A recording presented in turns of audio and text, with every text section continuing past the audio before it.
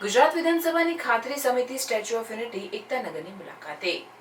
આ પ્રસંગે પ્રતિમાની અનોખી ભવ્યતાને નિહાળતા અધ્યક્ષ કિરીટસિંહ રાણાએ જણાવ્યું કે વડાપ્રધાન નરેન્દ્રભાઈ મોદીના માર્ગદર્શન હેઠળ નિર્માણ પામનાર સ્ટેચ્યુ ઓફ યુનિટી ભારત દેશનું ગૌરવ છે।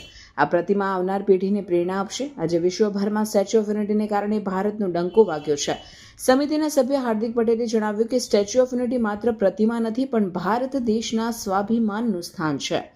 સરદાર પટેલનો શ્રેષ્ઠ ભારતનો સંકલ્પ સ્ટેચ્યુ ઓફ યુનિટીના માધ્યમથી સમગ્ર ભારતમાં પ્રસર્યો છે।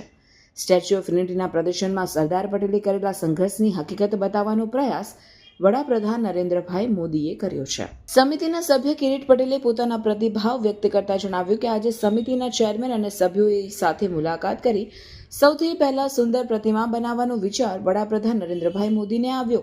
તેમને અભિનંદન આપું છું। આજે વિશ્વ સ્તરે સુંદર મૂર્તિ તેઓએ બનાવી છે। લોખંડી પુરુષ સરદાર પટેલે સમગ્ર ભારતને એક તાતણે જોડ્યું હતું। તેમનું યોગદાન લોકોના દિલ અને દિમાગમાં રહે તે માટે પ્રદર્શન કક્ષમાં સુંદર વ્યવસ્થા કરી છે।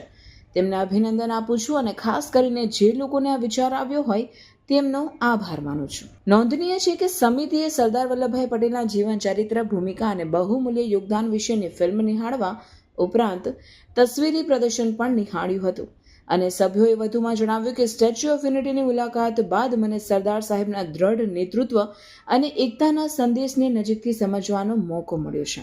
મહેમાનોએ એસઓયુ પરિસરમાં ચાલી રહેલા વિકાસ કાર્યો, વ્યવસ્થાપન અને મુલાકાતીઓ માટેની સુવિધાઓ અંગે વિગતવાર માહિતી સ્ટેચ્યુ ઓફ યુનિટીના પીઆરઓ રાહુલ પટેલ અને ગાઈડ પાસેથી મેળવી હતી। સ્ટેચ્યુ ઓફ ઓથોરિટી તરફથી અધિક કલેક્ટર ગોપાલ બામણિયાના હસ્તે સરદાર સાહેબની પ્રતિકૃતિ ભેટ આપવામાં આવી હતી। પધારેલ મહાનુભાવોએ સરદાર સરોવર, નર્મદા ડેમ અને પાવર હાઉસની મુલાકાત બાદ એકતા ક્રૂઝનો આનંદ લીધો હતો।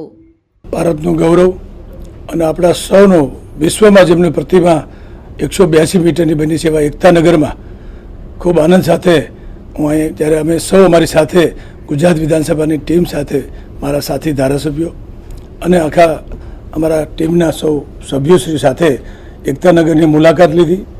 આજે મને ખુશી થાય છે એક નાગરિક તરીકે કે વિશ્વમાં જે પ્રતિમા સૌથી મોટી આદરણીય વડાપ્રધાન નરેન્દ્રભાઈએ આપણા નરેન્દ્રભાઈ જ્યારે પ્રતિમાનું અનાવરણ કર્યું ને આજે વિશ્વમાં એક ડંકો વાગે માન્ય સરદાર સાહેબ એટલે લોહ પુરુષ તરીકે જેને માણ્યા અને જાણ્યા છે પછી યુવા પેઢી છે એને એક નવી પ્રેરણા મળે એવું સરસ મજાનું એકતાનગર આપણે સૌ ગૌરવ લઈ શકીએ એવું આજે પ્રતિમા લોખંડી પુરુષ તરીકે એમને એક સાબિત આખા વિશ્વમાં એમને ગુજરાતનો ડંકો વગાડ્યો છે, ભારતનો ડંકો વગાડ્યો છે। હું એકતાનગરમાં અમારી ટીમ સાથે હું સરદાર સાહેબને સલામ કરું। આદરણીય પ્રધાનમંત્રી શ્રી નરેન્દ્રભાઈ મોદીએ શ્રેષ્ઠ ભારતનો જે સંકલ્પ લીધો હતો એ શ્રેષ્ઠ ભારતનો સંકલ્પ સ્ટેચ્યુ ઓફ યુનિટીના માધ્યમથી સમગ્ર દેશની અંદર પ્રસર્યો છે।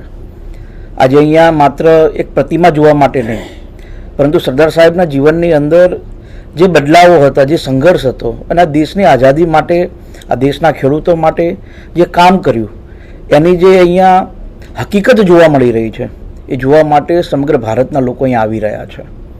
આજે એવું કહી શકાય કે માત્ર સરદાર એ કોઈના નહીં પણ સમગ્ર ભારતના છે। સમગ્ર ભારત માટે જે કામ સરદાર વલ્લભભાઈ પટેલે કર્યું એને જમીન ઉપર અત્યારે હકીકત બતાવવાનો જે પ્રયાસ આદરણીય શ્રી નરેન્દ્રભાઈ મોદી સાહેબે કર્યો છે એ સૌ માટે અભિભૂત છે। આજે અમારી ગુજરાત વિધાનસભાની ખાતરી સમિતિના 7-8 ધારાસભ્યોની સમિતિ સાથે અમે સ્ટેચ્યુ ઓફ યુનિટી આવ્યા। અહીંયા આવીને અમને ખૂબ આનંદ આવ્યો।